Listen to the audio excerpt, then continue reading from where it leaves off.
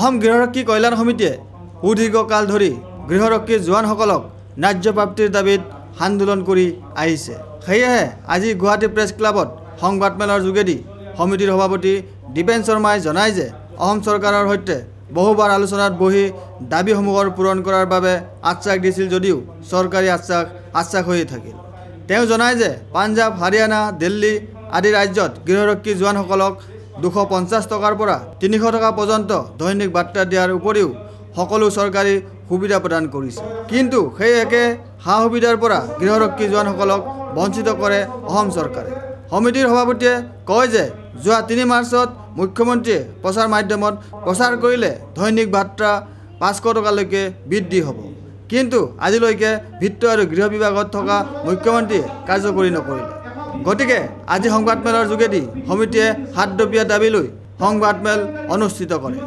এই দাবীসমূহৰ ভিতৰত 2013 চনৰ আগত প্ৰশিক্ষণপ্ৰাপ্ত গৃহৰক্ষীক নিয়মীয়া কৰা, জোৱানসকলক বৰ্ধিত দৰমহাকে ধৰি সকলো সুবিধা প্ৰদান কৰা, মৃত গৃহৰক্ষী জোৱানৰ পৰিয়ালৰ এককালীন 10 লাখ টকা আৰ্থিক সাহায্য প্ৰদান, মহিলা গৃহৰক্ষী জোৱানসকলক মহিলা আৰক্ষীয়ে পোৱা সকলো সা সুবিধা প্ৰদান কৰাৰ দাবী জনায় সভাপতি দীপেন শৰ্মাই।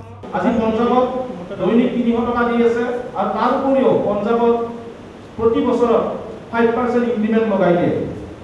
তাৰ উপৰিও আপোনাৰ ইউনিফৰ্মকে ধৰি বিভিন্ন যিখিনি চৰকাৰী সহায় সাহায্য পাব লাগে, যিখিনি আমাৰ কৰ্তব্য অৱস্থাত তেওঁলোকে পাব লগা বস্তু এজন আৰক্ষী কনিষ্ঠবলে যিখিনি পায়, পঞ্জাৱত আমাৰ গৃহৰক্ষী জোৱানসকলে সেইখিনি পায়। দিল্লীত তাতো আপোনাৰ এতিয়া 300 টকা দি আছে আৰু দিল্লীতো সেইখিনি সুবিধা পায়।